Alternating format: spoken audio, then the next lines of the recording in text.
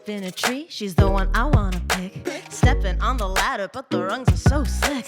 Afraid to make a move, wanna run like a kid from the bees, so I won't get stung. That commitment, like being open and honest and being ready to listen and being stable enough so I can be a prescription for those empty bottle nights. Yeah, that's more than just a quick fix. Can my presence be healing when I relish this sick feeling in my gut that it's never enough? That she's calling my bluff when I'm acting all tough. Yeah, she's trapped in my maze. I don't know who to blame. They all treated me the same. Such a shame. I hide my heart so well. Don't know if she can tell. My pride is like a shell. If I show her the real me, she'll be one of the few. I grew up overthinking what I felt, but now I think her beauty took me out of the spell. Can I start brand new after all that I've been through? I'm feeling like it's deja vu, and I don't know what to do. Try to play it off cool, cause I'm not trying to leave a bruise.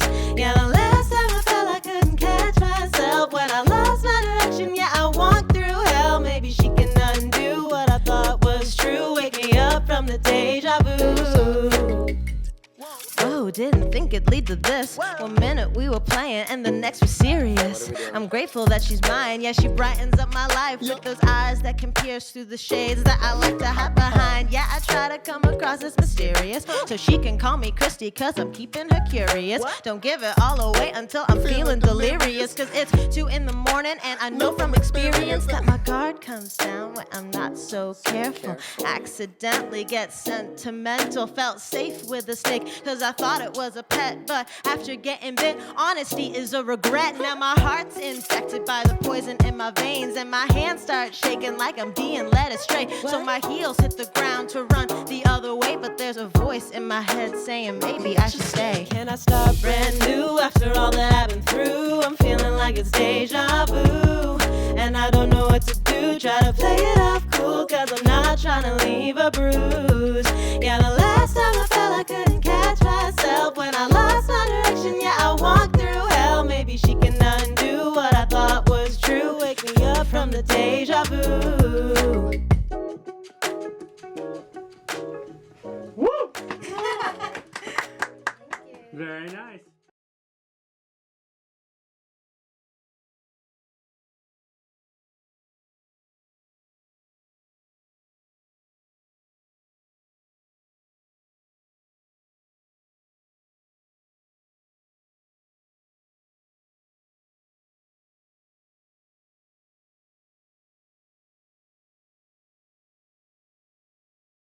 Alright, now that it's rolling, I'll give it a nice little one of these. It makes life a little easier. And here we go.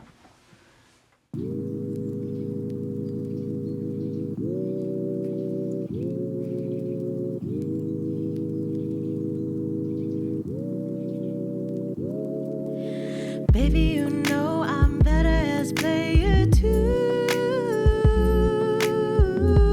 Come on and show me what you can do. You say you got skills when you're drifting through,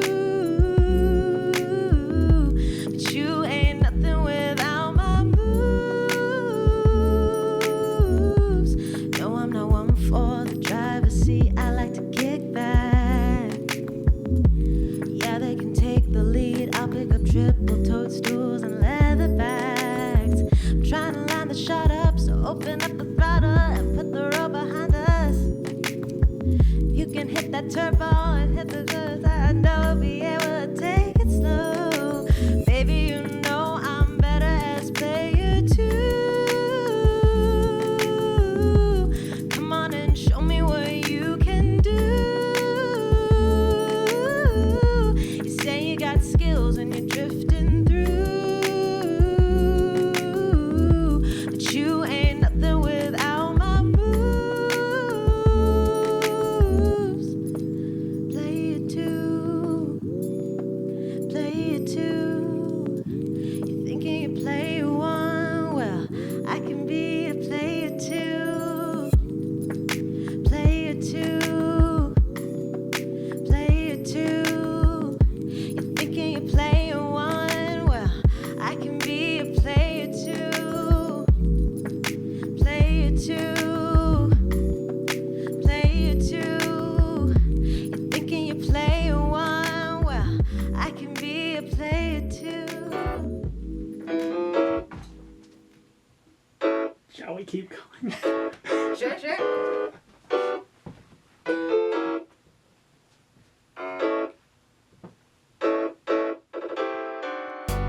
song's called Game Boy.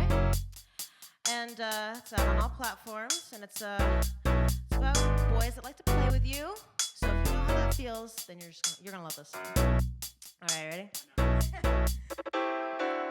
Let me play you again, boy, like a video game, boy, Game Boy. Yeah, you keep running back, run it back, till the TV screen goes black, Let me play you again, boy, like a video game, boy, Game Boy. Yeah, you keep running back, run it back, till the TV screen goes black, Switch it on, and you're already under my spell. Yeah, I want a fast car and a set of red shells coming up from behind. And you know damn well that Cupid shot a shot and he missed. Yeah, I'll break your heart into bits. Push your buttons, I'll make it tick just from what I do. And now when we kiss, blow that dust out. Yeah, I'm a tease. When I play you, I'm on my knees. Every click is a hit. Got you in my sights, don't throw a fit. My hands on the controller, open world, but you find no other. I'll let you smash when you come on over, but I might turn around and smash your brother. Let me play you again, boy, like a video game, boy, Game Boy. Yeah, you keep running back, run it back, till the TV screen goes black, Let me play you again, boy, like a video game, boy, Game Boy. Yeah, you keep running back, run it back, till the TV screen goes black, Got your heart racing, hands shaking, cause you gotta make the choice where to go. Won't try and force you, baby, I would rather let you think that you're in control. Bring color to your life, it was black and white, but you've upgraded to pro. Now's not the time to take it slow. When I'm getting high, yeah, you know I'm going Kirby. It's late night Saturday, I know you're getting thirsty. Come level up, yeah, I'll show you the way. Got you jumping and climbing like I'm D to the K. Yeah, stage after stage, you're so easy to play. Fly my ship into space, just to see if you find a way to chat with me, fight with me, co-op and die for me. Stay up all night to unlock all the DLC. Used to the flattery, I'll take it happily, laughing because I don't think you can handle me. Getting bored fast, cause I know every move that you'll make. It's not a mistake that I gave him a call, only doing it because I wanna catch him. Oh, yeah. Let me play you again, boy, like a video game, boy.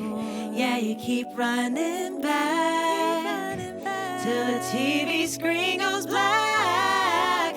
Let me play you again, boy, like a video game, boy. Yeah, you keep running back till the screen goes black. Let me play you again, boy, like a video game, boy, Game Boy. Yeah, you keep running back, run it back, till the TV screen goes black, Let me play you again, boy, like a video game, boy, Game Boy.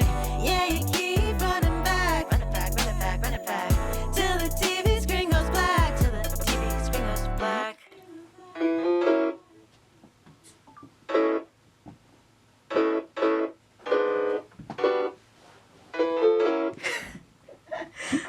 Just trying to fill up time. Yeah, of course. Very nice. That was awesome. Thanks, Simone. Yeah, this is great. I was still like, it's Got that click to get us started. yeah. Make sure we're on time. In tempo. All right, here. Okay. Hello, Simone. Hi. John, why don't you give us the Sure, yeah. little intro? We're here on a hot and sunny Friday afternoon in December. This is Filtrum Radio. I'm your host, John Short, and we're here with Simone Brown on this Hello, John fine, Short. sultry day. Hello, Simone Brown. Hi. We of course have Andy. My name is Andy. So we just had you on. We had you sing a couple of tunes, rap a couple tunes. Yeah. Well, both, you know. Yeah, it's kind of a nice mixture of the two. Oh, thank you. Yeah. So we were like, this is what I was telling you about. Like we were just chatting up a storm beforehand. You know. Right. And we had to get this whole thing set up. And the thing that happens, the vibe. The vibe is totally different now that we have headphones speaking into microphones. Our voices are in our ears. Yeah, it gets a little weird, right? Yeah. But before, it's like every 2 seconds, you're getting into this great conversation. Yeah, And it's like, oh, shit, like, I gotta wait until we're on the air, you know? It's like, oh my God, that's so interesting. Now stop talking about it because we have to wait. Yeah. So why don't we just start from the very beginning then? Yeah. So Simone Brown, you are currently a student at Berkeley? Yes. So I'm a senior. I'm in my about to finish my 7th semester because finals week is about to happen. Very nice. Congratulations. Thank you. Thank you. You got Keep, this. keep at it. One more semester. That's what I more. keep saying to myself, you know. Yeah, it's good to be at the end. Yeah, it really is. Senior at Berkeley. I'm from Massachusetts. What part of Mass? Worcester. Central. Paris of Mass. the 80s. The Paris of the 80s. Oh God. I wish it was still like Paris. It is not like Paris now. But you know, it's home. I'm not gonna talk shit about Worcester. But Absolutely. Oh yeah, no. Wu Town is very yeah. charming. I mean, Paris is not. If you've heard about like what's going on in France That's right true. now, Paris ain't all what it used to be either. Yeah, It's lots of rocks and tear gas. So you're from Worcester. yes. What was it, like 2 weeks ago now? John and I were out on a walk and we ran into Misha going to the liquor store. Misha from our Misha, house. yeah. In case people have forgotten, which I hope they haven't. Because And the big blue moon as well. Yes. We ran into him and he was like, you know, super friendly, like, oh, I'm having a show at my house. You should come back. And we came As back. usual. Yeah. The most friendly man. Yeah, he's super friendly. Oh, you should come. Incredible. Literally, the neighbors were walking into the building that night, and he was like, "Oh, come to my house show." And Yeah. the neighbors are like, "What?"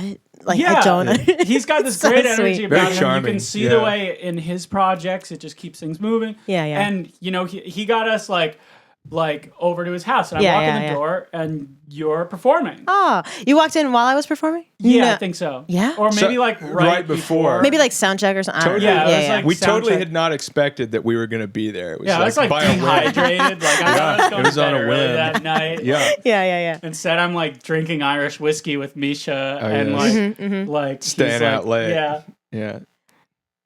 Anyway, and you came and you performed like Yeah. 8 tunes or so. Yeah, something like right? that, And it yeah. was great, you know. Oh, and, thank you. And I kind of put my little business hat on, Mm-hmm. and Misha was like, "You should have all these people on the podcast." And I was like, "Yeah, I'll get everyone on the podcast." And so here we are. Here we Oh, are. man. Here we Yeah. are. That was so exciting too, because I went into that night. So like I don't perform a whole lot just because I feel like I'm not good at finding performance opportunities. I need to find myself a manager or something like that because I know how that is. I'm not good at it. I'm not good at know how seeking that things out. I'm not good at being proactive. And like asking someone else, like, "Hey, give yeah, me, like, yeah, let yeah. me play." So, at this place." so do you have a time free for me to play at your Yeah. place? Like, because I wanna. It's like I'm so bad at being proactive and all that sort of stuff. Well, you but did good with us. Like, I was kind of procrastinating on getting more guests on the podcast. You reached out Yeah. to me. You're like, "Hey, do you still want to do the podcast?" I was like, Well, because Yeah. I was excited because that night I just felt like so I performed and like everyone seemed to really like it, which was very flattering because like that was the first time I had really like performed most of those songs for anyone besides like a class at Berkeley. You know what I mean? Like I Yeah, would write I it, know bring the it into a classes. class, and I'd perform it there. But I had never done it in front of like other people that didn't know me. So like. It was I was very nervous about it, and then like it went really well. "Oh yeah, it and went then great." oh, You did like the crowd. You had like crowd. Oh, yeah. Like, that's you what did I a was good job. really trying to do because that's what like stresses me out the most is I don't want to be up there and be like really stiff and like rigid and like The do song's it- over, and you're just like, thank you like you know I want everyone to like feel the same way that I feel about the songs, which is like I love the songs. I get really excited when the songs come on. I'm dancing. I want everyone else to feel that way. So that's what I was like really hoping would come through. I had no idea that was your first time up there. I gotta say, like, I was like, wow, she must be like used to doing this. You seem very comfortable. I'm used to like performing in a general sense because like I've been doing music for like my entire life, as most people have been doing at Berkeley. But it started with a lot of classical music. And so I've done a lot of performing as a classical musician or like as a part of a chorus or an ensemble or something like that. So I'm used to that, like just the mindset of, okay, I'm going to perform something for here I a go, group of people. and now Yeah, you do exactly. I don't necessarily have stage fright because I'm used to Right. just like, okay, I just got to do it. But it's like when it's a solo thing, when it's just me, when it's my own music, Yes. then it's like, okay, now I really have to like sell it. I have to like really embody it and like. I like relate to that so hard. Like I'm actually in the same sort of thing. I like chatted to Misha because obviously like my forte is production, but I'm also an artist. Yeah. I talked to Misha that night about actually playing at the art house. It's the same sort of thing where it's like I've played for other bands, I've produced for people, but now I want to like do my stuff. And it's weird because it's like like you want it to be perfect too. Yes. And it's like I want it to be perfect, but I also don't know exactly what perfect is. Like there was a time where for a long time, I wanted to be like, some rock musician, a punk musician. I wanted to do so many different kinds of music, which I'm sure is also very relatable. But like I've wanted to do so many different things. And there was like one point where I was like, okay, I want to like try and get a band together. But then I was like, I don't even know what I would have the band do. I don't know how to like write parts for drums. I've never done that before, and I don't know how to do it. And so like part of me wanted it to be like, don't want to listen to They want money. They want money too. You get mercenaries unless you can crowd the room with like loving supporters. Oh man. Sometimes It's weird. It gets weird. It almost gets weirder when it's with bands are weird because now it's a bunch of people. Yeah, and it's like not just your own input and like what you think. It's like and which I like, and like I do want to like work with a band like at some point, like do different things and all that sort of stuff. But I'm also very daunted by it because of that whole like being proactive and like. If I put a band together, then I'm the leader of the band, and then I have to make the decisions. I have to like, make sure everyone's working together, like all this. And I'm just like, that's a lot. Hard. It's a lot to do. It is a lot of work. I know some people who are so good at it. Like I take gigs from this guy named Brian Rigby. Okay. He's not a Berkeley guy. He's from New Jersey, and his very good friend Simon Pajaro was a sax player who I met at Berkeley while I was at Berkeley. That guy, this isn't the only time like I've sung his praises on the show. It's weird. Like I gotta have him on the show now. Yeah. He knows how to run a band. Right. That's his thing. He's just super. He was he was throwing me dates today. He's like good on the business side, like on the money side. He's good on the like getting everyone there. And then when we're there, we're having fun. We're laughing. We're joking around. It's super lighthearted environment. Yeah. And it translates to being on the stage. Right, How the hell do you do that when it's like your music and you care about it and you want it to be good, and then also you have all these other all hard. are feeling the same way, that they all want the music to succeed and they all want to like have the same energy and all that sort of stuff. Yeah, it's easy to get bogged down in kind of like just the wanting it to happen part. Yeah, and get it like you have to learn this part and like you have to make sure that like you can play it, and it's like if they like it, they're gonna practice it. They're gonna like want to do well. Yeah, and finding that balance of like motivation but also fun. And it's hard. It's hard to strike that balance. Yeah, I have a friend from high school. This is actually my oldest friend, just ever. We met like elementary school, and we've been friends since then, like all the way through high school. I was literally talking to her the other day. And she's also a musician. She goes to Oberlin right now. Oh, yeah. So nice. she's Oberlin. Big into jazz. She's big into like all that sort of stuff. She's been really into like Afro-Cuban recently. Ooh, very nice. Great So music. she's so hard, good. man. Yeah. That stuff is hard. She's so talented, and I love her. And she's also super smart. She's double majoring in like jazz piano performance, I think, and environmental science or something like that. Holy crap. Like crazy. like a lot She's of great. work. She's crazy. Yeah. But we've known each other for so long, and then in high school, our school is like our school was really small, and so we didn't really have a great music program, just like most high schools, not the best music program. But one good thing about our school was that like they had this idea where if you as a student like want a certain class, if you can design that class and if you like pitch it and they also think that it's a good idea, you can actually just make your own class for credit. Oh, that's great. So That's That's great. cool. right? Yeah. So like I said to her, I was like, we should make like a music class about like something that we care about, not just like theory or not just like like a marching band kind of thing. Right. And so we made a songwriting class. That's so really cool. cool. That's so cool. How'd you put that together? Like from Brad? So basically, like, we were thinking like, okay, so what, obviously they want some sort of academic, thing besides that. We don't know if they're going to just like accept like songwriting as, good enough for credit. So we were thinking like, okay, so if we do songwriting, but we're also trying to like write songs in different styles and genres and kind of like explore those different things. Kind of like a poetry class. Yeah. And so we or outlined this whole thing like, okay, so we're gonna, I don't even remember too much about like the specifics, but it's like we're gonna like explore these different genres and like try and write songs in all of them and all that sort of stuff. And then part of the whole deal when you do this class thing is that you have a faculty member, like a teacher that like supervises and like helps guide you maybe if you need help and sort of stuff. Kind of like when you start an ensemble at first. Yeah. But they're more hands off. They just kind of like let you do your thing and then like maybe give you some like ideas or That's maybe like cool. yeah, well, it's That's like cool it's really cool, yeah. And so we, proposed it. They were like, all right, cool. And then we did the class. It was my junior year, her sophomore year. She's a year younger than me. And we started it my junior year. And then we just did the same thing senior year. I was like, let's just do it again. It was just us two. Because our school's like, so like my graduating class was 50 people. No, because I mean, like, I mean, not that nobody would be interested, but like nobody in my school, at least in the high school, was interested in music the way that we were. It's a smaller, I had a similar experience. I graduated with 50 people, like 53 people. So it's like, small. it's real Pretty small. That's very small. So like we wrote songs together for like 2 years and just like, and you did it on school time. Exactly.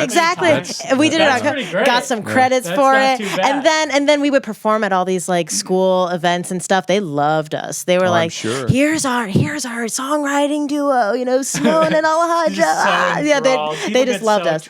Yeah. Oh yeah. And so that was really great. And then at the end of my senior year, right before I came to Berkeley, we recorded a whole EP and released it. Really? Because we had 2 years worth of material. We were like, cool. Come on, we're gonna not release this. Like, yeah. So it was so much fun. That's awesome. That's a great way to start college. I tried to do that. It didn't really work out that way. Yeah. Like, I tried to get people like together and we'd play and we made a couple of, I had like a senior project where we like cut a couple of tracks, but we never finished them. We just got as far as we got and then I was here, Right. I think the reason that I was like bringing this up was like in terms of like working with other people. I think what really helped her and I work well together is that we knew each other for so long. Yes. Like we had already been really close friends for like most of our lives. So then when we started writing songs together, it wasn't like, oh, I don't know if I say this idea, she's going to laugh at me. Like we were already laughing at each other. Like we already make fun of each other like daily.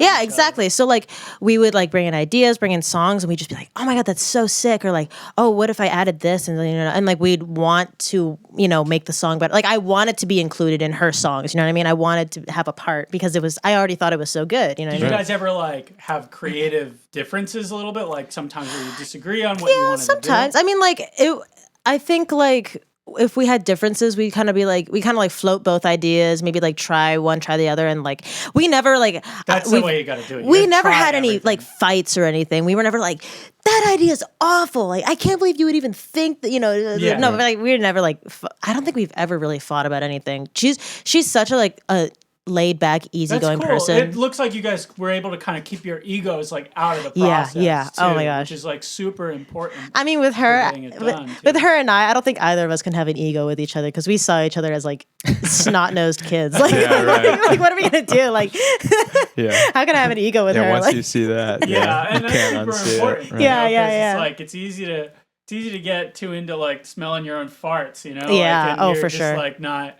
Mm-hmm. Like and especially when you're co-writing, you got it's another thing where it's like you got a lot of people are afraid of like co-writing. Oh, I'm definitely afraid of it. Honestly, He brought me some of his tunes yesterday, and they were awesome. Yeah, well, I mean, it just experience with it, like there was a kid when I was in high school. He wrote a musical. I made music for it, and like. It was cool. It was cool, but like there was lots of disagreement. Sometimes it was like totally my fault, but I was like, I'm not gonna give way, and then it just kind of fell apart. It can happen. It can happen. That's like part of the experience, though. And I think the reason, like, I feel very comfortable co-writing, but a lot of that comes from having 2 years of experience co-writing with someone that I was already comfortable with. Right. Yes. So, like, having that experience, get used to it. having that experience is like invaluable coming into Berklee and like coming into songwriting class, because I'm a songwriting major. The songwriting classes are pretty good about. I don't know if you ever. I got to take a few songwriting classes because I was CWP. You could like, yeah. I don't know if you ever took any class with Michael Wartofsky. No.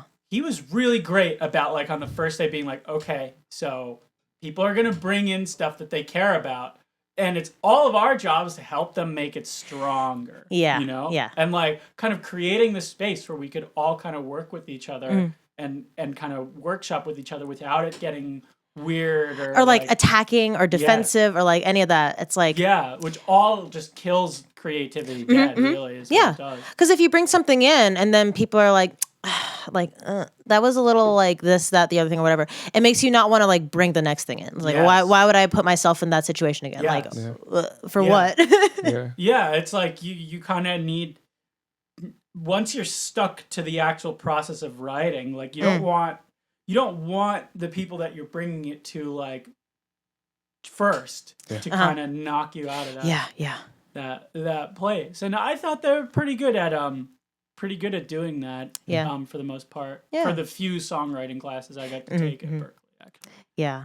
I don't know how your experience is. I really like the songwriting department at Berklee, honestly. I mean, I think there's at least in the classes that I've been in, it's always been like a really good culture of like that supportive, like, I really liked the song. This is something that stuck out to me, and it made me feel this certain way, and I wanted, so it's like, it's never like your chorus was like not catchy and I didn't like it at all. It's always like, I really liked your chorus, and like this one line just kind of like brought me out of it. So like maybe if you like and then some constructive criticism or something like that. And everyone, honestly, I feel more inspired, not necessarily by the classes and the homework and like the assignments. I feel way more inspired by my other songwriters. Peers. Yeah. Because they bring in songs that blow my socks off, and I'm sitting there like, what am I writing my stuff for? Like, that stuff's so good. I gotta write something. You show them something and they like it. Of course. Yeah. And then like, but then I'm like, okay, so they liked mine, but I also just want to do better. Like I want to make it even better now, because like that was so impressive. That was so cool. Like I want them to have that feeling about my song. Well, everyone kind of lifts each other up. It's kind of like the opposite of saying like the weakest link breaks a chain. It's like this other thing where it's like when people are really doing well and you're in this collaborative environment, it kind of elevates everybody else. Yeah. I've got a friend who was my roommate for 2 years at Berklee, and then he had to leave Berklee, but he's just like he's killing unbelievably songwriter. talented. My friend Leon, he's like a brother to me, and I've like written a lot of stuff with him. Yeah. And we just recorded an EP for him here. Okay, and nice. we're gonna have him on the show. He's in New York. Okay, yeah. He periodically will just come at us with this thing where it's like, what the like, where did that come out of you? How did you just like... And they'll be like, I didn't actually feel that good about this or something. Right. I feel a little weird about this. Oh my gosh. Up, I know people like that. Like literally in my songwriting, one of my songwriting classes this semester, this girl who I love, like I've known her since like first semester at Berklee. We were in the same dorm building together, so like we were friends and everything. And like she'll come in and she'll be like, I just wrote this one today. Like I don't feel that good about it. She'll play it, and I'm just like, It's like good. You're like crying. It's like makes you cry. Yeah, I'm like that's so unfair. Like, how could you do that to me? Yeah. How could you set me up to expect something mediocre and then give me like the most beautiful song on a silver platter and just like present it to me? Like, that's rude. It's like it's scary to think like if they thought it was good, like how it would sound. Yeah. You know? Like, oh my gosh. I think everyone needs to be reassured. You know, it's good to have. It's good to have people in your life that you show them what you did and they're just so excited about what you're doing. Yes. And I think, when I first got to Berklee, like very like first few weeks, there were a lot more characters that didn't want to do that for each other. Like, there's a lot of ego, I think, at the beginning of Berklee. Because I think it comes from fear. And like, just like, it's a new environment, everyone's talented. And like, I definitely felt that way when I was first at Berklee. I definitely had an ego when I first came to Berklee. Yeah, me too. Because it's just like, going from being the big fish in a small pond to a small fish in a big pond, Yes. classic.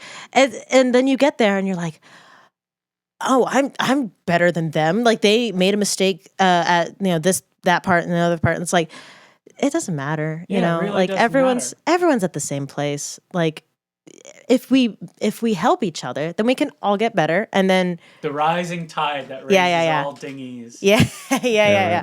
And then once you go into the music industry, these are the same people you're going to be working with. So why not just have a positive experience with them at the beginning and then just like foster good relationships with everyone, like build stuff together. Exactly. You're not going to do it alone. You're really not going to do it alone. No, I know I can't produce for shit, so I got to find good producers. Right. So like it seems you have. I mean, those backing tracks are nice. Oh, I mean, thank you. obviously, I always like to plug my work. Like, if you ever want to work with another producer, like, I'm here. You see we got our operation going on. It's a beautiful little setup. You work with. Thank you. You seem like you're working with some cool producers. Yeah. So the song that I have out on Spotify right now, Game Boy. This is one of your rapping. We haven't even talked about the rapping. Oh yeah, you're right. But no, tell us about Game Boy. Yeah, so Game Boy. No, you're right. So Game Boy, that one is the first song that I've released as a rapper under the name Simon Ramsey, which we can go into too. Yes, we should go. I didn't know that's how you were going. Oh yeah. We got layers. Inroads of inroads. Yeah. Yeah. So that one was produced by my friend Jeremy Cronson. He produces and like raps under the name J. I think I have him on Facebook. Yeah. I might have met him in person. I have a lot of Berkeley. Oh, of course, yeah, literally the same way. Yeah. He's so sweet. He's also from Massachusetts, and we kind of look like twins a little bit. Really? Yeah, a little bit. I was noticing it as kind of time went on. I was like, oh we kind of look like twins. So I'm half Korean. He's also Korean. He's got long hair that like fades, as it goes down. He's also got a septum piercing, and so like doppelganger. Yeah. So I'm just like, we should just like be twins because he also raps. Because he also raps. So I was like, really? we should. We haven't like done a track together, but we've been talking about it. So it'll happen. Yeah, totally. A good idea. It'll happen. It'll be fun. But so he produced Game Boy, and then I've got a couple other songs coming out that were produced by my roommate. She's also getting some input from some people because she doesn't produce a lot of like rap or pop or stuff. Right. But by my roommate Kari Estes. She's at Berkeley as well, and she's an MP&E major. And what's she's her name? Great. Kari Estes, Estes. Estes. Yeah, I don't know her. Yeah. I wish I did. I like knowing other producers at Berkeley. Yeah. She's great. She's an MP&E. She's also a bassist. She's a metal bassist. Which you would never guess just from like looking at her, because she's really? she's not short, but she's like shorter than me. She's got like kind of like blonde hair, She'll like put on her like Disney sweatshirt and all that sort of stuff, and then she'll just whip out her bass and start playing like just speed metal. That's so cool. Yeah, and it's like she's the best metal bassist. Like. She's in a well, I'm not sure what's happening with the band right now, but she was in a band called, oh my gosh, I cannot believe I'm blanking on it. She's gonna kill me.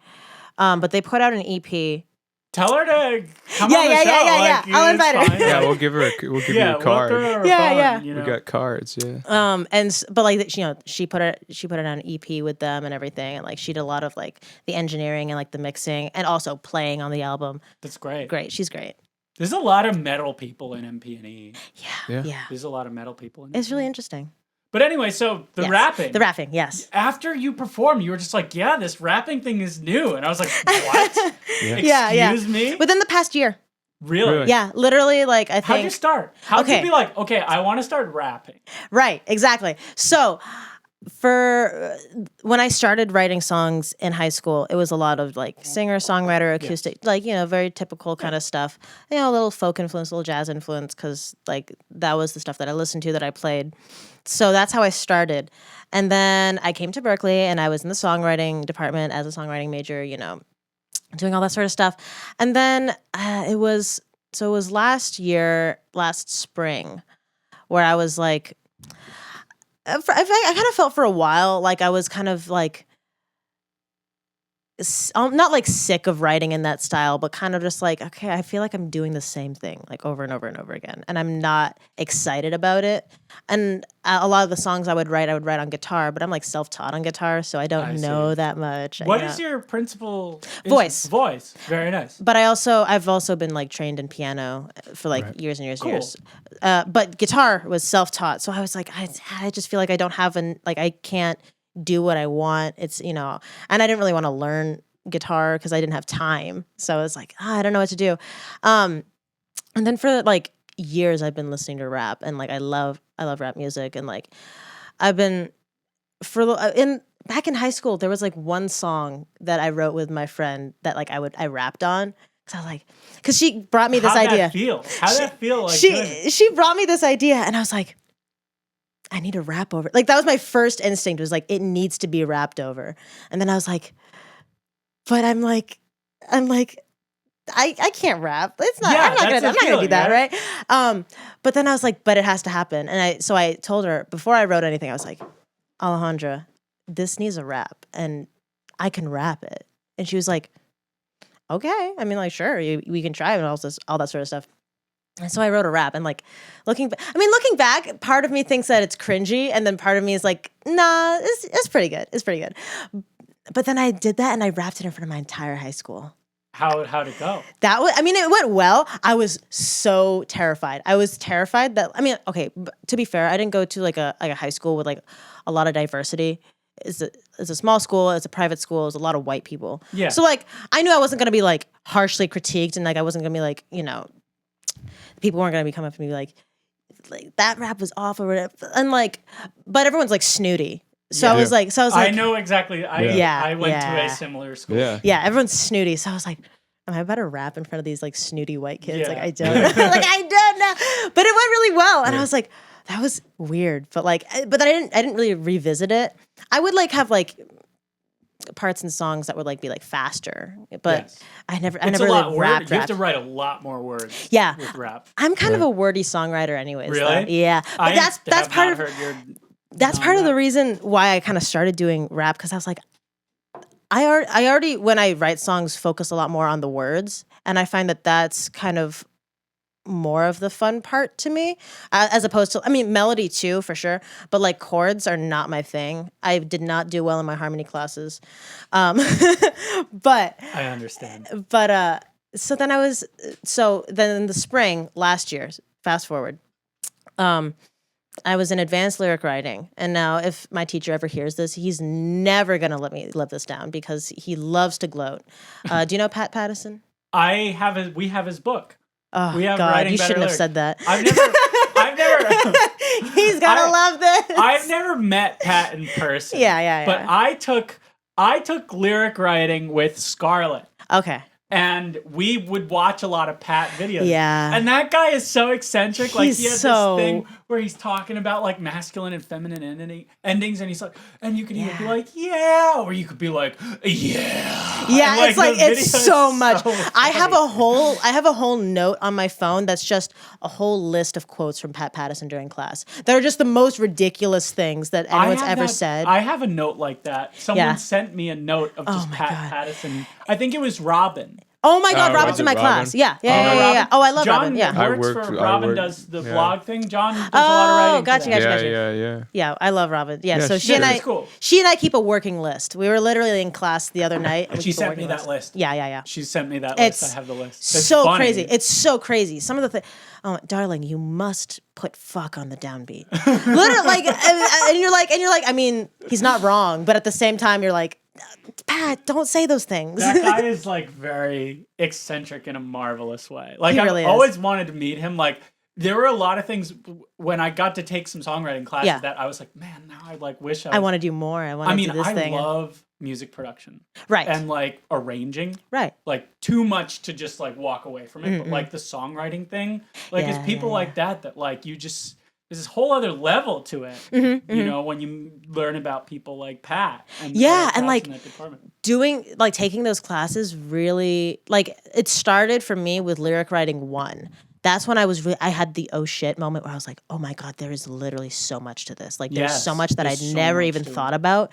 that maybe I've been doing unconsciously, or I've been doing this thing, or I hadn't been thinking this, but I did it anyways. But there's people that do it on purpose and well. And now that I know about it, I can do it on purpose, and I can do all these things intentionally that maybe I had just accidentally been doing once or twice. Now I can do it all the time. Yeah. And it's so liberating, and it's so exciting. It's empowering. It made me really want to like go back home, sit down, like lock all the doors, and just start like writing all this sort of stuff.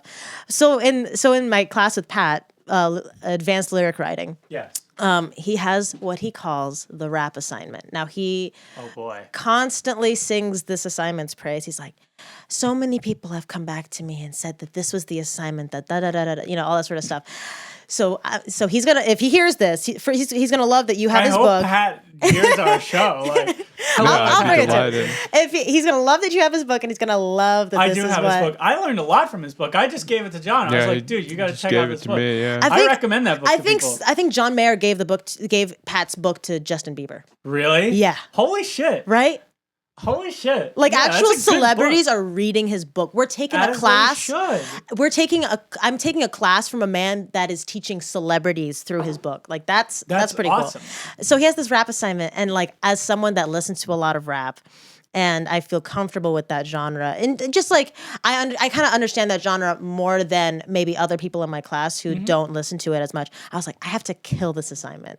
Like I got to show this class. Like this was about a half a year ago. Yes, last spring of 2018. Oh, no, so 2019. Sorry. 2019. Yeah, spring of 2019. It's blur. It's Berkeley. Right? It's a blur. It's about to be the next year, so it's throwing me off. It's the next decade.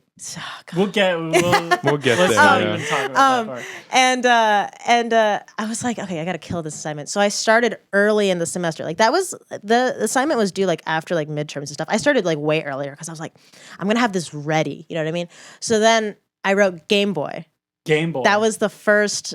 I like that. That's it's the like first rap song. Yeah. Like a video game. Yeah. Okay, so because I right. love video games. I don't play a whole lot of video games, but I really love video games, and I grew up with a Game Boy Advance. Yes. That was my classic. Vintage. Silver Game Boy Advance SP. Damn. Playing Pokemon Emerald. Yes. That was my thing. That was the shit. Yeah, of course. So like I was going through, some stuff. Yeah, people were pissing me off and stuff. I was like, I'm gonna write this rap, and I'm gonna make it, all this sort of stuff. I can't remember how I ended up on writing about like video games and stuff, but I think it was because of the idea of like, someone trying to play me. So I'm like, no, I'm gonna play you before you can even play me. Yeah, you know what I mean? It's like a video game. Yeah, exactly. Yeah. So so I wrote that, and then I was like, that was a lot of fun. Like I really enjoyed that, and like I feel like I wrote something really good. Like I felt really good about the song. So then I was like, what if I write like another one? Because then I was like, that was so early in the semester. I was like, I've got weeks before this is even due. What if I just write another one and then I just bring whatever is better in? Yeah. So then I wrote another song, which I didn't perform today, but I performed at the Art House. I wrote Unfollow Me. That's the one that's like just rap the whole time, where I'm just like spitting. And that one you haven't put out yet. Correct. That's one of the ones that's going to come out soon. So I brought that one in because that one was like kind of more rap, and I was like, all right, so Pat was like really like focusing on like, okay, I want you to focus on like internal rhymes in the lines, and I want you to like really like he wanted like something as like intricate as possible. And I felt like I delivered that more on Follow Me, even though I thought both songs were really good. So I brought that one in, and everyone was like, oh, that was so good. Blah, blah, blah, blah. And I was like, maybe I should just like keep doing this. It's weird to like strike a chord with something that you weren't expecting to strike a chord. Oh, yeah. doing. Yeah. And I was like, I was excited about it, and like I feel like I get bored of things kind of fast. So like I felt like I was getting kind of bored with like doing the singer-songwriter stuff, which like now I go back to, and I'm having more fun because now I'm doing something different too. You have like another thing in your toolkit. Exactly. So then I was like, you know what? I'm going to keep doing this rap thing, and I'm going to like, so then for the rest of that semester, I only brought in songs where I was like rapping. And it was pretty fun. So then you just became. Yeah, I was just like, all right, let me just do this. And then, so the name, Simon Ramsey. Simon Ramsey, we're going to ask about. Yeah. So my real name is Simone Brown, and I've released music online. I've released music online as Simone. And it's singer-songwriter stuff, which is the stuff I used to do. So I didn't want the two things to be merged like that because they're so different. And like I didn't feel like it would really fit. So I was like, all right, I got to come up with a new name. And then I was like, I got to come up with like a name for a rapper now. And I was like, I was going to rap name generator. I was doing all the typical things. And I was like, nothing sounded good. I was like, this all sounds so corny. Like, this is awful. I cannot walk on stage and be like, yo, what up? My name is like, and then just like have some like really corny rap generator name, which has worked for some people and they're not corny. Like Childish Gambino, great name. Coming from a generator. But like. That was from a generator? Yeah. Childish Gambino was from a generator. Yeah. But like, I wasn't getting anything like that. I was like, Childish Gambino, which generator did you use? Like, it's not fair. I need that one. Yeah. That's hilarious. Though. And then you have the name, and first you feel like it's okay, and then you tell other people, and then like, you feel weird about it. Yeah. Like, oh shit, like I gotta find a new name now. And I'm so bad at naming things in general. Yes. So I was like, oh god. Yes. So I decided, all right, I'm just gonna take my name and just get rid of the E. That's already another name. Like Simon is a name that people use. That's great. Mm-hmm. And then I was trying to think of a last name, and like I don't know why. Oh, I mean, like I feel like I know why I wanted my last name to be Ramsey. I love Gordon Ramsay. Yeah. And like I just love Kitchen Nightmares, Hotel Hell. Any show that he's done, I promise you, I've watched almost all the episodes, if not all the episodes, multiple times. Have you seen the thing on YouTube where he like has to go catch a puffin and like kill it? No. And like cook it. It's like heartbreaking. They're like adorable little like birds. They're so cute. And he has to like go and he's like, I'm Gordon Ramsay. And then like he goes out to like I'm Gordon Ramsay. And he like has to catch this puffin with a net and kill it and eat it. And he makes this beautiful. Anyway, I'm getting like no, you're totally fine. No, I love that. I share your passion for Gordon Ramsay. I love Gordon Ramsay. And so and mostly what I wanted to bring with having Gordon Ramsay's name. It's the dishwasher. I'm not worried about it. Sorry about that. You're totally fine. Is there a fire? No. So I just love his attitude and his energy. Like everyone's like, oh shit, Gordon Ramsay's like so mean. He's gonna like tear me apart. But then like he's also like a really charming he's nice so guy. He just knows what he's talking about. And like if he expects something from you and you can't deliver, then that's when he starts getting upset. Yeah. But like when he does like MasterChef with the kids, like he's literally so sweet. He controls that energy really well. Exactly. And like him and his family like is so cute and just like, all this sort of stuff. I was like, I just love that, like the duality, like the like him being like, you're an idiot sandwich, but then also being like, don't worry, kid. Like it's if it doesn't work out, it doesn't work out. Like we're not gonna, it's like. And even when he's berating people, like on Kitchen Nightmares, he wants them to do well. Yeah, it's because these people aren't working with him. Like he's putting a lot of effort. Exactly, it's all for them, and if they don't even put the effort in for themselves, it's like what? Like why? Yeah, exactly. Why are you paying so much dough? Yeah. You lost your phone there. I did. That's all right. Yeah, I'll be all right. Yeah, I just kind of figured like the combinations. It's like Simon from American Idol. Simon Ramsey. I mean, I'm not gonna say it didn't cross my mind. Well, there's another harsh old Brit. Yeah. Oh my god. He'll be mean to you. Oh yeah. I'm good. Maybe not with Simon. Yeah. He's one where he's a little more harsh, and he's a little more just. Yeah, it's more of I like to say it's like a happy coincidence that like Simon is also with Simon. It's like we got two angry Brits in my name, but like Yeah, right. Simon is. I mean, I think I mentioned my friend Simon, who's in. I think of him when I think of Simon now. Yeah, he's the epitome of Simon Says. He's this kind of big, commanding dude that always tells you. He's very New York, so he's always telling you like what's on his mind. He's always he's kind of like the embodiment of that kind of Gordon Ramsay person. It's like, I'm gonna tell you what I think, but it's because I care about you. Yeah, if I didn't care, then I wouldn't be here talking to you about it. Yeah, exactly. That's like good energy to have, and so I guess you wanted that energy like in your name. Yeah, especially because like if it's rap music, like I don't want to be. Personally, like I don't want my music to be like very like flowery and gentle, like as a rap artist. I like doing more like flowery and gentle stuff, like if I'm doing singer-songwriter stuff. So like I need some of those tunes of yours. They feel like a roast a little bit at some points. Like, oh yeah, I mean like. I'm not gonna say like Game Boy's not about someone. Like I'm definitely roasting him for sure. Yeah, of course. Yeah. Yeah, I mean, how could you just make that up? Like, oh yeah, and like honestly, it's not even as bad as Unfollow Me. That one I go in. That one I go in a little bit. Yeah, like, I think I remember that one was the one that was like super like scorched earth. Right? At the art house. Mm-hmm. Yeah, I was like, I'm really like upset at this kid. Yeah. But it's good. Call the fire department. Oh my gosh. Yeah. You know what? It's good though, because then you get it out that way and then you feel a lot better afterwards. Oh, yes. That's cool though. So now the rapping thing is like a new thing for you. Yes. Is this like, do you look at it as like, this is me now? Or do you look at it as like, this is just, let's see where this goes? Like, how do you view it? Like, how do you internalize that idea of like, I am a rapper?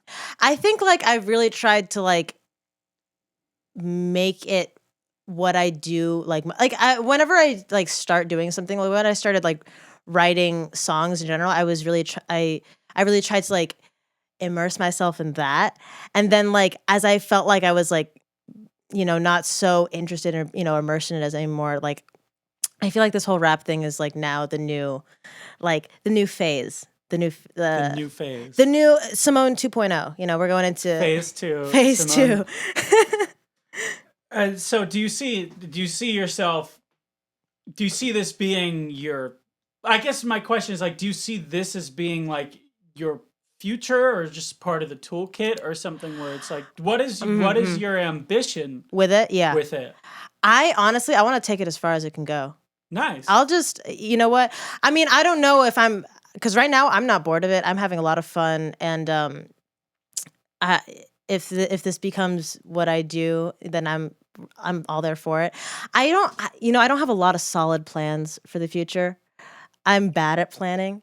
The farthest I've planned is being like, I mean, after school, I'll probably move to LA. I don't know where I'm going to live yet. Yeah. I was racking my brain trying to figure out like the stuff. There was like 8 or 9 things that we were like, we shouldn't talk about this now. Yeah. Right. And that was one of them. Yeah. So LA. Yes. Have you spent time in LA? Yeah. So I've been once. I went this past summer because I was trying to figure out where I wanted to go after school because I know it's coming up. And so it was on my mind. And I'd never been to the West Coast at all because I'm from here. So I decided it's different. It's very different. Their highways, like our highways, are like carved into the forest. Theirs are like elevated. Exactly. Every tree is there on purpose. Like someone put the tree there. As opposed to us just trying to get the trees out of the way. Yeah. Oh shit. But like, oh, there we go. She's back. Yourself? Yeah, she's back. Do you want more or less? No, I'm good. All right, cool. But yeah, so I went to the West Coast for 2 weeks. I visited. So Kari, my roommate, she's from Washington. So I spent a week in Washington. Washington State. Yeah. She's right by Seattle. Never been. Gorgeous. Oh, it's so beautiful. Yeah, especially in the summer too. Yeah, exactly. And it was like end of July. Right. So it was perfect. It was perfect. Yeah. And everyone's always talking like, oh, it's so cloudy and rainy and stuff. I went at like the 1 week that like it maybe rained once. And so I was like, I feel a little gypped on my Seattle experience. I was expecting rain every day and now clouds. We've got the Seattle experience. God. But I went there for a week and it was absolutely gorgeous and I loved it. And then I went to LA for a week and I stayed with some friends, alumni from Berkeley that actually were my former RAs in my Very dorm. Nice. They're great guys. I love them. And so I stayed there for a week because I was trying to figure out like my idea at first when I was thinking about graduating was that I was going to go to New York just because like I feel like I'm an East Coast person. But at the same time, I was like, I don't really know anyone in New York and I don't know how to navigate all that sort of stuff. And then I was thinking like, okay, everyone's going to LA. I don't want to go to LA. But then I was like, well, why is everyone going to LA? Obviously, there must be a reason. So I was like, I better visit before I say I never want to go there. Like, that doesn't make any sense. So I went and visited, and I was like, actually, this is kind of nice. Like, Isn't it, though? I'm like, it's this is kind of sunny, nice. Yeah. And people are like, there's this kind of energy to people especially in the Southwest, like yeah, West like Coast. LA, yeah. Yeah, because I mean, some of it, me just being like a cynical asshole. Like, part of it is because it's like they just never had to survive a winter where, Right, like, of course. Like, no one has to bundle up. Nobody has to, like, where shield they their don't eyes from see the snow. sun for a week. Oh, God. Like, kind of stuff. But no, it's really great out there. Yeah. It really is. And also the culture out there is very much centered around the entertainment industry. Yeah. Because, like, that's where films are made. That's where, music is made. And, like, all that sort of stuff. So, like, I feel like it's more... Like, I feel like out there, since the whole town is kind of involved in it, like, it makes it more like anywhere I go, I could probably like find a place to try and book a gig or like find somebody to listen to my music or like, people are out there to do that stuff. So like there's so many people to work with. It's normalized. There's people, you go to a library and there's people taking photo shoots in a costume. There's a lot of showbiz stuff going on out there for sure. And I know people there. And that was a big thing too. Cause like, I didn't want to go somewhere the most important part. Where like, I just didn't know anyone. And cause I'm the kind of person that, like I said, is not proactive. Like, so if I don't have like, friends, and I'm just like, I feel very like intimidated. Like, I don't know. Like, you need other people to keep you moving. I am very similar. Yeah. Very similar. I actually have thoughts on this, in fact, because I kind of have this duality. I'm moving to New York. Right. At the end of this year. Yes. I got people in New York. I got gigs in New York. Right. I think John's thinking about getting out of town, but for me, endgame, LA. Interesting. Yeah. The idea I have is kind of like New York is this scene where it's like it's more experimental. There's more of this kind of avant-garde thing. There's more of this kind of like, right? But it's this very pushy place. It's this very like get out of my way kind of place. Yeah. And I almost feel like I need that, And I want to have a few years where I try that out and I try to like be in this abrasive yet kind of out kind of environment. Yeah. But then I got to get the hell out of here. Yeah. I got to go to the West Coast cuz I do have people there too. Yeah, of course. And it's beautiful. I have horrible seasonal depression. I feel that. Yes. Oh my God, I feel that. Yeah, so you understand, and just the energy that comes from having good people around you and good weather and stuff. The one thing that I always run into on the West Coast is like, it's a bit of a cultural difference. Where it's like, totally. Oh my God, totally. Here, if you kind of like, bust someone's chops, everyone knows you don't mean it. Okay. Everyone like, there's kind of like, if there's almost this kind of like, it's like really uncool, culture. Man. Yeah, it's really unsuper. There's this like kind of culture around like no one's serious enough to really be mean. Yeah. Whereas out there, it's like no one is ever gonna say anything kind of harsh unless they really mean it. Yeah, or they'll like think it. Yes, they'll think it and they won't say it. Yeah. Especially the South is kind of like that, where it's like very friendly on the surface. Yeah. But very hospitable, but at the same time, they're also like judging. Scheming, yeah. They know, they're thinking. And the West Coast is kind of like this sort of thing where I find myself, because I'm kind of, whatever's in my head is just coming out of my mouth before I mean to, I'm abrasive sometimes. And oftentimes, like, around here, it's just fine. Like, I don't even notice. And then I go out there and they're like, why are you saying that to me? And I'm like, I'm sorry. Like, I didn't mean to, like, hurt your feelings. Yeah. It's just what I thought. Like, Yeah, it's kind of odd, Like, and I go out there and my girlfriend lives out there and I go out there and I see all these differences. And she's like, what are you talking about?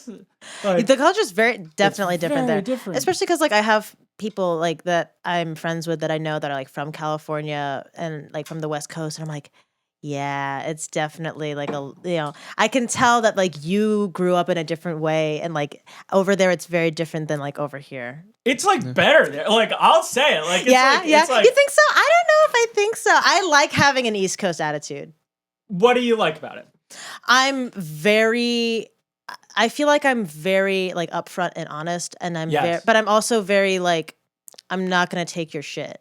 Yeah. Like, I mean, even that's just the as like best thing about it. Even just like I think about this a lot, like as a pedestrian, like walking on the Boston streets. Oh boy. Like, I'm constantly giving cars dirty looks, and I don't care. You can go and try and run me over. There's plenty of witnesses. Slap their hood. It's like there was one time I was crossing the street, and this car had pulled up, like ready to go, but then the light turned or whatever, and it's like blocking like half the crosswalk.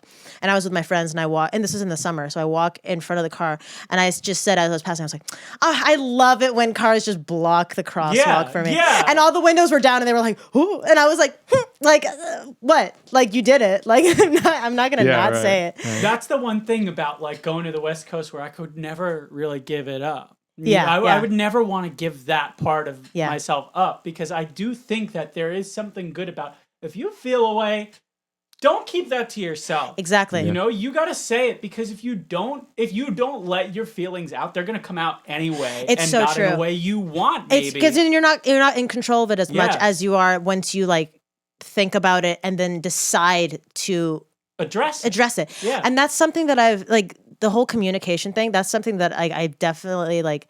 I'm good in some ways and like really bad in other ways. Yes. Like in relationships, I was awful at communicating for so long. And then it took like one relationship where like communication like not happening kind of like ended up like ruining the whole thing. Yes. It took that for me to be like, I need to get better at this, because clearly like this is not the right way to go if it's causing all of this strife. I relate you know? to that super hard. So it's like, but I think that plus my attitude already being like, I just gotta say how I feel, like coming from over here. Like I think a lot of it comes from my parents too.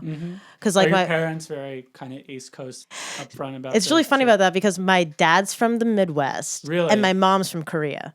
Oh boy. So they're not East Coast people, but they kind of, my mom acts sort of like an East Coast person. They embody the attitude. They fit in with the culture. My dad's a little more Midwest for sure. He's a little more laid back. That's kind of where I get my laid back side. And then my really like aggressive and kind of like, I'm not going to take your shit side comes from my mom. I see. Right. She's really That's funny. cool. She's really funny. She does the craziest shit sometimes. My parents own a store in Worcester. They own a CD store.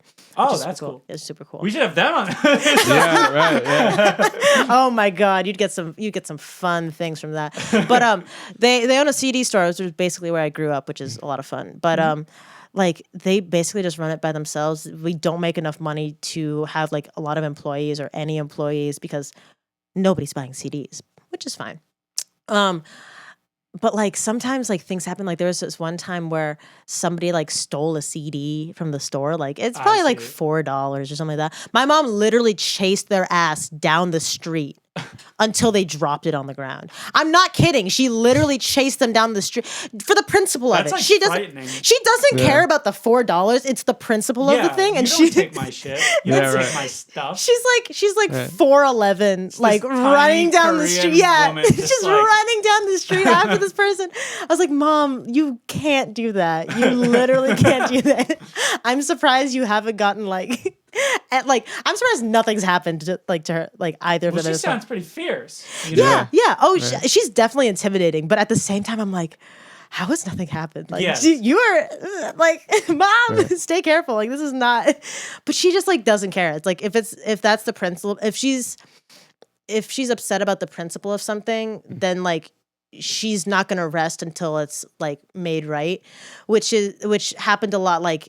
In school or something like that. If something happened to me that she'd wasn't stick up for you, like so hard, like she would literally talk to every single like person in authority until she got to the top. Like she had so many meetings with the head of the whole school just because she was like mad about certain things like that's that cool. happened. Yeah, and like but like that really stayed with me, because obviously that like really means a lot, because that's somebody like really fighting for you. So then like I feel like that attitude was really like given to me, and now I feel that way about anyone that I care about. Like I'm going to fight for you until like there's nothing, until like I can't do anything more. I'm going to do everything up until that point where I literally can't do anything anymore. It's like when you're in the circle, when you're in the corner, it's like those are your people. You know, and it's important in the music industry to have your people.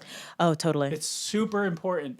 And you know, you can't leave anybody behind. Right. You got to be the mom meeting with the head of the Yeah. And don't let go of that. I mean, there are people like that on the West Coast. I'm sure. Yeah. Like that on the West Coast, because that's a wherever you go, it's good to be able to be exactly. there, Yeah. And I'm trying to think if like I'll do it for myself too, not quite as much because like it's hard to do it for yourself. It's harder to do it for yourself. When it's for someone else and it's easy, because like I really care about this person, so like I want them to like have this or like succeed at this or not be punished for something that's unfair, all that sort of stuff. And then sort of about yourself, you're like, it's fine. It's weird. It's fine. Like whatever. Like I'll tell you something. Yeah. When I graduated, the self-advocacy thing for whatever reason got easier. I don't know why. Like once the stress of the cycle of school ended, like really was over for me, I just got this. It's almost kind of insane sort of feeling of like I could just say whatever I want to whoever I want. It's like kind of psycho. Like it's kind of liberating though. I kind of feel that because I'm like, once I'm done with school, then I don't have any of those responsibilities. It's like any of those classes. Like I love taking classes. I love school. I have good grades because I really enjoy learning all the stuff. Berkeley, like it's fucking Berkeley. Like it's like amazing. It's like I really enjoy it, but at the same time, I'm so ready to be done with all of those, so I can focus on things that like I want to do besides just learning now. And no one can tell you you're not a real adult. You can't tell yourself you're not a real adult because you're in it like everyone else. And God. I think honestly, it's that energy that's like helped me. Because the podcast is John's idea. Like, he's got the shirt. It'd be true. He's the mastermind. I know I'm super talkative. Right. I'm the talkative one. It's a heist. It's a heist we're pulling. It's a heist. I love that. Honestly, I love heist movies. So, you know what? If I'm going to be a part of a heist, you're I'm down. part of this heist. We'll probably be heisting some tonight at the concert. Exactly. Oh, yeah. We can get some more. I mean, I know we're going to have Big Blue Moon on the show. But, it's this sort of thing where it's like I was at Berkeley. I kind of went through Berkeley, tried really hard. School is hard for me. Like I have ADD, like pretty bad, and it's tough to get through. It took me a little longer than just 4 years. Right. But now that I'm done, like I feel like at least for this year, I can focus on just meeting people like yourself that are just like involved with Berkeley and meeting all these people that like. It is nice to be able to go to a show and be like, do you want to be on my podcast to the performer? And they're like, of course, I was so flattered. But that night I got asked to do a podcast. I got asked to do a photo shoot. I got invited to go to another house show the next night. That's just to go see it. I was so overwhelmed. Non-stop winning. Yeah. I was just so overwhelmed. I was like, people actually like this shit. Oh, you did a great job. You did a kick-ass You really job. did an excellent job. Yeah. I'm not just flattering you because I appreciate it. I really appreciate it. Because the podcast or whatever. Like, I really was very impressed. I appreciate it. No, I believe you. Yeah. And like, I think that like, you kind of mentioned this earlier when we were talking about the songwriting. Yeah. The biggest asset that comes from the Berkeley community is all these talented people like that are all just here. And like, there's some people that I've met that were like, I really want to go to Berkeley, but I'm worried like I can't afford it. Like it's too much money. Yeah. I say, if you can't afford Berkeley, just come out here. Yes, it's so true. Because like the best part about Berkeley is not necessarily the classes. The classes are great. Yes. You learn a lot, especially. Helpful. I mean, like you will learn however much you put into it too. Yeah. Like you can definitely learn a lot, but also that's not the most important part of music is not necessarily knowing everything. It's good to know things, and like if you find that important to yourself, then definitely do it. But like also just working with, being surrounded by people in the music culture, like ecosystem. It's totally crazy because like, I came from a school, like I said, nobody was interested in music like me and my friend were. Yeah. Nobody. I wanted to do music, so I didn't know how to start a band. I wanted to start a band. I had no idea how to do it because nobody I knew wanted to do that shit. I like relate to this. Yeah.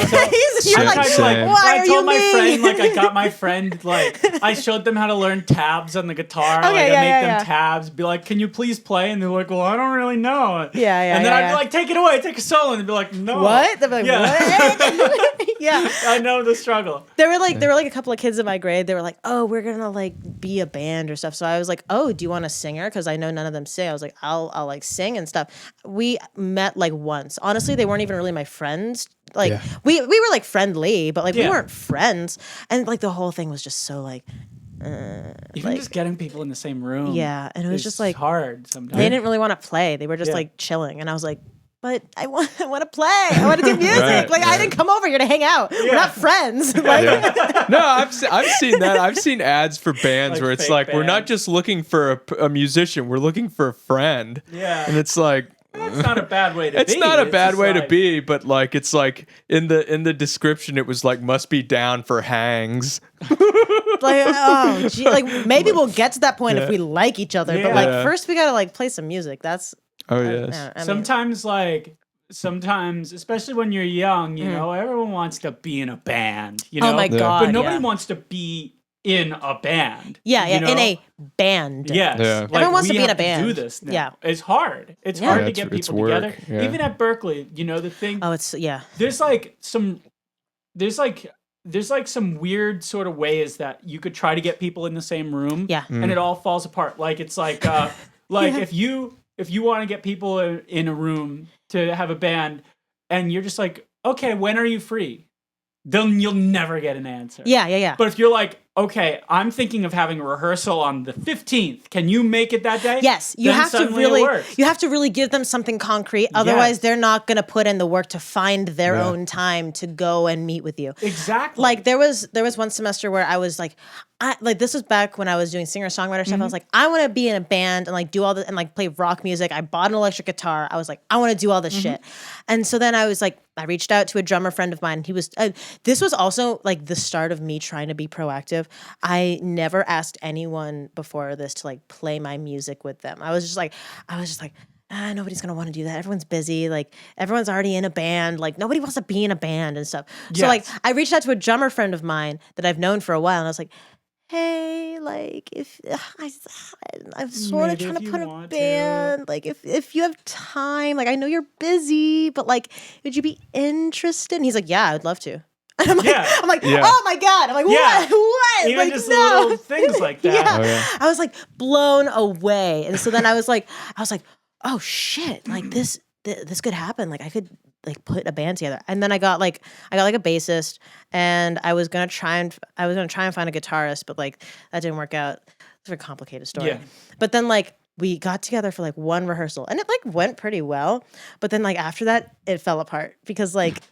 People gotta are just keep the ball rolling. It's hard to keep the ball rolling. It like wasn't even that. It was just like it was weird because like then I had like a weird experience with like the bassist. Not like he did anything to me. I want to clarify. Yeah, I'm totally fine. But it was just like it was a little uncomfortable because like it was like so.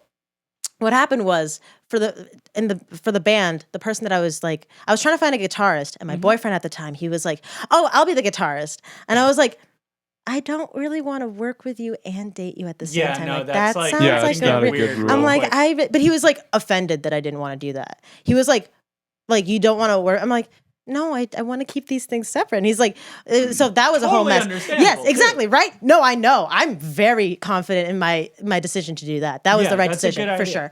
But then like, so then there was that. And then like, a really short while after I got the band together, I broke up with him. I see. Because there was other issues besides just there's just another reason why I was like, we shouldn't be in this band together. Yeah, it's like let's not create this connection just so I can break up with you. Like, we're not gonna do that. Yeah, so then I broke up with him, and then like the bassist was like, hey, like, you know, you okay? Like all of a sudden like very caring. And I was like, I appreciate it. Please don't make this weird. Please don't make this weird. And then like band cess. That's some bassist shit. Yeah. That's some bassist shit. Aren't you a bassist? Of course. Yeah. And he was like, you should come over to my place and like we'll like smoke and stuff. I was like him and his roommate and me. I'm like, okay. I was on. I mean, but like, you know, I was so like not in the best place. I was like, you know what? Fuck it. Like, I need to go and like hang out with somebody. Yeah. And then I went there and it was just like so awkward. Yeah. Yeah. It was lizards. just extremely awkward. I've also never seen people so high in my life. Like, I mean, like, I don't know what the hell they were smoking. Yeah. I certainly was not that effed up. So like, I was just like sitting there like, yeah, their tails were poking out, their scales were sticking out. Their heat lamp was on. Yeah, their heat lamp was on, and you were just hanging out with some regular Gila monsters. Like, come eat some flies with us. And you're like, I was like, oh my God, what is going on? His roommate was trying to like write some paper and shit. He was just like too high to write. Like, just oh man, yeah, I can't do that shit. I know. Like, I couldn't get bro. homework done on leave. It was so fun. So like literally like 20 minutes after I got there, I was like, oh, I just remembered I have homework to do. I gotta go. Bye. Yeah, and I was of like, course. It's weird. Yeet. Like, Yeah. and then so then it fell apart because I was like, I'm not about to go and have a band with that guy. Like, no, it's over. It's done. Like, well, and it ought to be nice to interact with the people. oh my that God, you're I in a know. band with. I know. This is what I'm so I was so impressed by the art house because of this. Yeah. They They love get each along other. so well. And our good friend, who was my roommate first semester, Chris Dorsey, who's the trumpet player. Yes. I know Chris now for years. Of course. Right? Yeah. I love Chris. Chris just randomly found these people like last summer. And now he's in a band with them. Yeah. But they love him and they take care of him. Yeah, and they care. support him. And like those people are really nice. Like, yeah, they're super they're friendly. sweet. I met yeah. Will first, so he was in an ensemble Yeah, with Will's me. a good dude. Oh, he's Yeah, great. And nice so fella. like we were chit chatting with each other, ended up being friends and all that sort of stuff. And so then like it was through him that I like met everyone else, but everyone else is also so sweet. And now I'm in a class with Misha. I'm in a dance Misha's class. cool. I'm in a dance class with Misha. I'm in a hip hop dance Really? class with Misha. Oh God, that's like It's one of the- the Boko like crossover Yeah, things. it's the best thing I've ever seen in my entire sounds life. like fun. Is him dancing to hip hop He's he's long. yeah, He's like Slender and I can Man, relate, you know? and I can relate. I'm Yeah. a very lanky person, Yeah, me too. so like, I can relate, but just the enthusiasm that he puts into it, I'm like, oh, Misha, like I'm he's so glad great. you're having He's so a much very fun. Enthusiastic guy. He was like, on the podcast, he was telling us this thing about how he was at some boarding school and he convinced a bunch of kids that he like worked for the KGB. Like it was some weird. Like we gave him some alcohol. Like he had a few drinks in him. Like the podcast got weird. I love Like, that. But It got really like off course. It got off course. It got really They were like having With derailed. side Misha? Yeah, conversations yeah. like while we were potty. It was weird. But the first time I met Misha, I don't know if you took any psychology classes at Berkeley. Yeah. You know Pooja? Yeah, Agrawal? I'm literally taking her cognitive psych class this semester. Yeah, she's cool. Dr. Pepperoni. Yeah. yeah. And I was going to her office hour because Pooja does not let you like not get work done in her class. Yeah. She does not let you do yeah. that. And the first few weeks of school, like I was not getting my work done. And so I was like, shit, like I need to go to her office hours and Make like, some stuff like up put some and- this was my last semester ever at Berkeley. And I was like Oh. part-time for a while, so this was like my stopped counting after like Yeah. 11. Yeah. Right? But I was like, it's time So to give a shit. yeah. And so every time I go to her office hour, there's Misha. This is the first time I met Misha. That's so and funny. he seemed like an interesting guy. We had Very like nice some fella. conversations. I didn't know about him. Then Chris gets involved with the art house, and there's this weird thing where their laptops got stolen. Yes, and, I heard about that. That yeah, sucked. and it's a crazy story, and we won't talk about that. Yeah. Exactly on the air. But and then Chris has this like party at his house. That was a great party. It was great. Yeah. It was like a cookout, although it was rainy, right? Well, And, He's got such a pad. and then he's Such like, a I'll have fan. the art house people come and you can finally meet them. Oh, fun. And all I really knew was like, oh, these were the people that like all their laptops got stolen, Yeah. And then it's Misha, and I'm like, oh shit, it's you. Yeah. And him and I cooked all the burgers together. And we Oh, had a that's great so time. cute. And it was like raining. I was soaked. I was in this shirt. I That's looked like so a funny. wet dog. Yeah. Yeah. And I met all the people. I met Will and his girlfriend, Yeah, and yeah, yeah. I met Adara. Although Adara was kind of quiet that day, actually, which is weird because she's actually She's a very very talkative. friendly Yeah, person. yeah. And we had a bunch of friends there. We had a lot of wet hugs. Yeah, a Yeah. lot of wet Oh, hugs. man. that day. But yeah, and we just like it was like weird because it's like that was the most like man shit I'd done in a while. It's just like bond with someone Flipping while burgers, grilling. yeah. You know, like I don't do that. Like That's I'm not so sweet. I'm like and it was fun. I had a good time Yeah. with Misha. But yeah, he's a cool dude, and I'm Very sure kind it's fella. like hilarious to hip hop dance.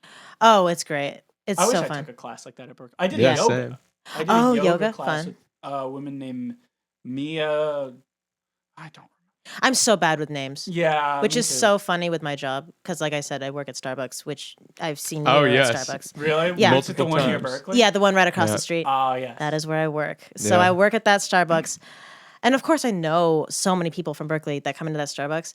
And this is going to be me like outing myself as someone that doesn't remember names. But like, I literally, like, I'll stand there like taking somebody's order that I know. Yeah. Like, we've had a class together. Like, we've talked, you know. Right. Maybe we haven't hung out, but like, we can like talk about I don't remember their name. You gotta like somehow have a conversation with them where you Yeah. like don't have to say their name. Exactly. And like, and it's just like, then of course I have, you know, everyone's orders who I've taken that I don't know that I have to ask their name. They all have names. Right. This person that I do know, they don't have a name on their cup. It's just, I'm just like, I can't ask. And they're just like, all right, whatever. But you know the face. This Oh, is the of thing, is course. I'll always remember a face. Me too. Yeah, I'm Right. really good at recognizing faces or just like a person in the distance. I'm so good at that. Or like remembering like, you know, what we had together, like, you know, if we had a class together, if we had like an ensemble or something. But like a name, I'm so bad. I'll remember like maybe like a first letter or like a name that sounds similar, but like Sometimes it gets a little weird. yeah. The weirdest experience I had with that recently was about a year ago. Mm. John was playing in this psychedelic folk band I was playing called in The it. Perfect Trip. Oh, I've heard of that band. Yeah. Have you? Yeah. We had them on the show, actually. We did, yeah. Oh.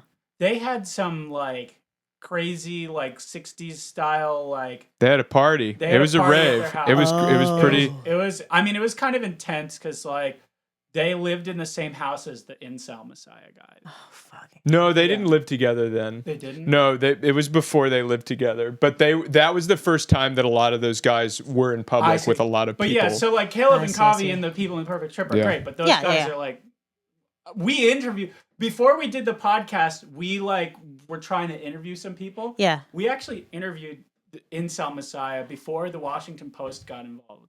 Dang. We were with them when they got contacted.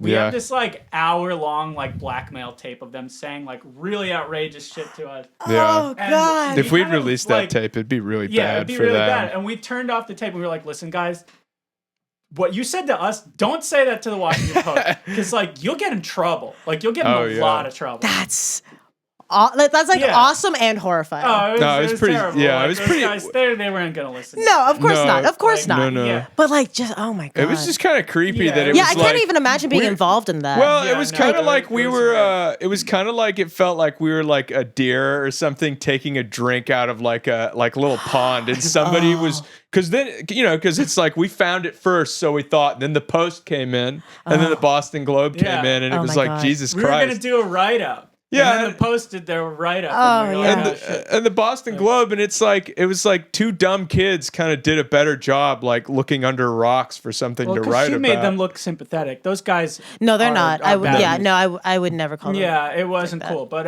anyway, but Caleb and Kavi and the people in the Perfect Trip are Yes. very nice. Yes. And Yeah. they're kind of edgelordy, but that's like fine. You know, like Yeah. right? Yeah. Like They're 20. yeah, they're Yeah. and you know, so we were at this place, party, right? yeah. And I'm looking at this guy, and I mean, there's people like doing a lot of acid at this. Yeah, like, yeah, right? yeah, I yeah. wasn't Of course, doing any of course. acid, but like Yeah, me neither. yeah, but there is a lot of people like on acid at this place. And I'm Yeah. looking at this one guy, I'm like, I know you from somewhere. And he looks at me and he's like, I know you from somewhere. Uh-huh.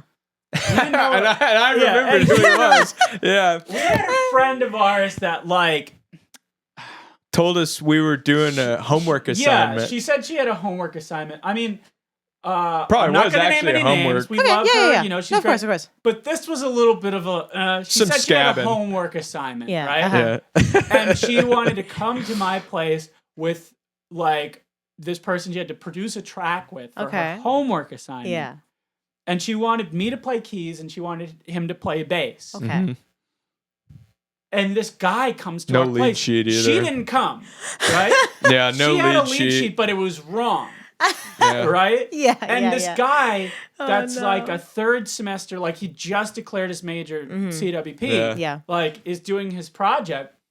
And we're like helping him cut this record, trying to figure out what the hell, like based off They of even like want. the demo, Yeah. right? And she's not even there. And we recorded it, and it didn't come out very well. Right. I mean, yeah. But then she like said, "This is my new single," and she like released it on Spotify and like Oh my God. had it on some radio Oh my show God. and shit. What? And so I'm looking at this guy, and I don't remember. And then I'm like, "Oh my God, you came to my house!" Yeah, we all got. recorded me. Yeah, we all got shanghaied That into was that. fun. That was funny. Really It heisted. was You like- got we got- heisted. We did She get wasn't heisted. even there, and she like tricked got all three of us to heisted. like Yeah. like cut a track for her. It That's was so weird. fucking It was a wild. very weird story. Oh my Right. God, I feel like I have an even weirder story about Tell like, us. Tell Okay, us. yeah. so this was at the art house. This was not a show that I played. I was just there. Okay. This was during the summer.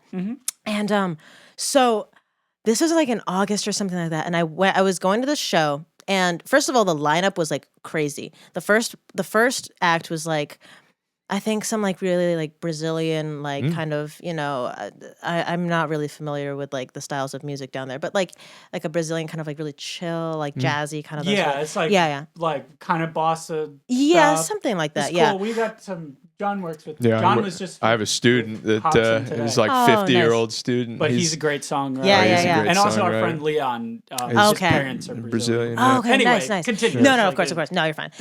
So that was the first group. The second group was like I think like it was like psychedelic folk, but it wasn't the perfect trip. I don't remember because you haven't played at the. I don't play with them anymore. doesn't play. I helped them like record some stuff. Right, but then after that, you It kind may of like, have been them though because they played there. They did Have play they? there. Is Then it- maybe it was them. Kind of edgy, and they've got like It's kind of fingerstyle guitar, and the girl, she's like a blonde girl that sings. Then and it's maybe it kind was of- them. Yeah. Yeah, that's. I think the it might have been perfect them. trip. Okay, There's yeah. There's Yeah, a girl yeah. that plays keys and maybe Honestly, another fella. I was pretty inebriated. I I don't remember see. too much. Yeah, I know. All I remember was that it was psychedelic folk, and I was tripping at that point because not on drugs, but because of the situation.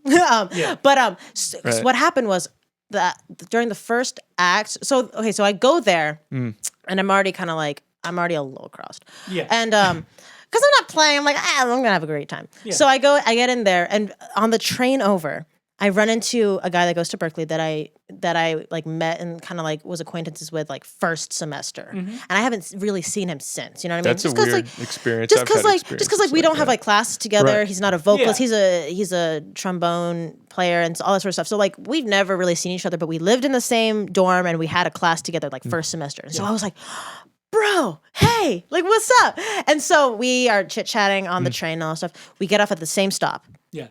He and his girlfriend at the time, I don't know if they're still together, went to like the house like next door to the art house. boy. So that was already I was already like, okay, that was weird. Love that. Walked into the art house and I see across into like the kitchen, and it's another friend of mine, but I've known this person for longer. Right. And like he and I have been friends for so long, but we never see each other because we're both so busy. And like I haven't seen him in forever. And I'm like, dude, hey, what's up? And so then we're talking and all that sort of That's stuff. what happens at the art house. Yeah, it too. really It's like does. you just see people. You bump into all the people that you've been right, worrying it about for all It this gets time. better. It Yeah. gets better. I think Chris was even here for this, just so you know. He can tell you that this Dorsicus happened. Maximus. Dorsicus Maximus. He can tell you that this happened because then in the first act, I'm like, chilling, listening to music, and I'm looking around and I look over to the other side of the room and I see this girl and like she looks very familiar and I recognize her And the instantly. Perfect Trip is playing. No. Right? They're next. This is the I Brazilian see. group. This is the Brazilian group. And I look over and she looks so familiar. And I realize it's because she and I went to this summer camp together in 2013. Oh, wow. And we were both so it was an arts camp. It's called kidding. CCY. It's Center for Creative Youth. It's like all kinds of like arts, like from writing, like fiction or That's nonfiction cool. to like music to like visual arts, all that Yes. sort of stuff. And it's like a whole month of all these kids like at the Wesleyan University campus. And so we were both at that camp. We were both in like this rock band that was like what we were there to do was music. We were both singers that we were like close friends in the camp. Like we literally hung out like after the camp ended for like just like a little bit. Like, But not necessarily someone you'd expect to run into. because she's from like Connecticut. Like I was like, and I hadn't seen her since 2013. Yeah. I had not talked to her. I had not seen her since 2013. And all of a sudden she's at this art house show. And I'm like losing my mind. I'm like, what the fuck? And I like look at her, and then she looks at me, and she's like a little confused, That's which nuts. is like fair because I've definitely changed a lot in how I look since then. But I was like, oh my God. And I walk over and I'm like, are you so-and-so? And she's like, yeah, I'm sorry. Who are you? I'm like, I'm Simone. And she's like, oh, and we're both just like, oh my God. We're like, what? Literally, what is going on? And so then we went out onto the porch back there, smoked a bowl, and we're just like, okay, tell me about your life. Like, how did you get here? That's cool. Yeah. And Chris was there, and she was like, guys, I literally just ran into this person from 2013 in this house show that she had only like heard about that day and was like, I guess Berkeley, I'll go. What year did you start? 2016. 2016. Yeah. So like this is back in like high school. Like I was like a freshman in high school. Yeah. So like, Damn. yeah, like I Taking was us so back. young, but like we go out there and we're just like catching up. But like that was the weird, like That the is pretty weirdest strange, thing. Yeah. And then the perfect trip comes on. And then their I've music already is and I've like smoked a super bowl at this out. point, Yeah. and like I'm drinking Yeah. more, and I'm just Yeah. standing there. Oh my! And then I'm like standing there, and the perfect trip is playing and stuff. And I look down and I see a guy that looks just like my ex.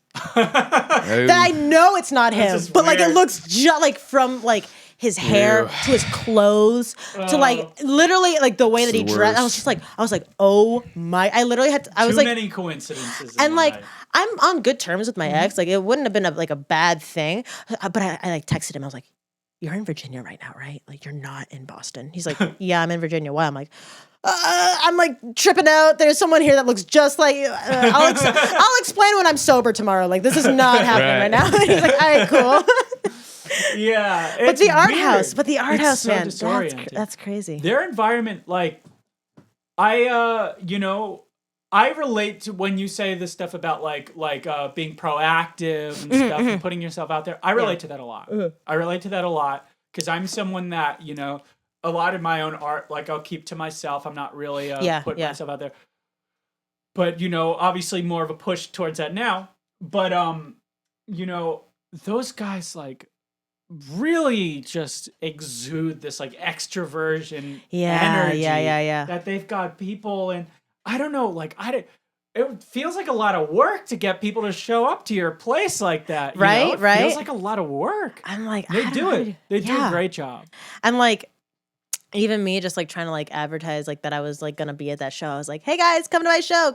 I felt like I was saying it so much. And I was just like, it was especially because I don't perform a lot. So I was like, hey guys, like I'm actually performing at something. Like you should come see me. Yeah, it's like a big fun. deal. And they kind of do have a bit of a built-in crowd. Yeah, and it's part fun. of it is because Misha's the kind of guy that he'll run into you on the street and be like, come to my house. And now. not even that, but like he'll like meet people and then just like become friends with them. Yeah. Just like everywhere. Super cool. I mean, Chris is like that too.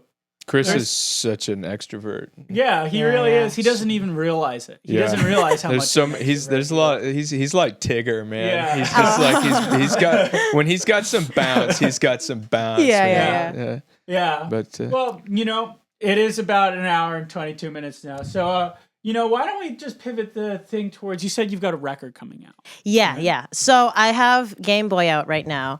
So that is out on like all the streaming platforms and everything. That's been out since like September. Yes. So that was fun. But I've got some other stuff on the way. The song that I did in the other room, Deja Vu, that's one of them. Yeah, so that one's coming out soon. And then the other song that I was talking about, Unfollow Me, those are both coming out. Nice. Yeah. Do you have any time frame for that sort of thing? Not really. I mean, it's probably going to be like after, definitely In after 2020. like It's after weird the to semester. say that now because it's like it's like 4 weeks and then it's going to be like 2020. You know what I mean? I know. But it's weird to say that because it's like, it feels like there's more time than Right? 2020. I feel like the decade can't possibly end yet. Like, Yeah. Have you put together like your favorite like records that have come out? in the decade? like that I've been listening to and stuff. I can't do a top 10.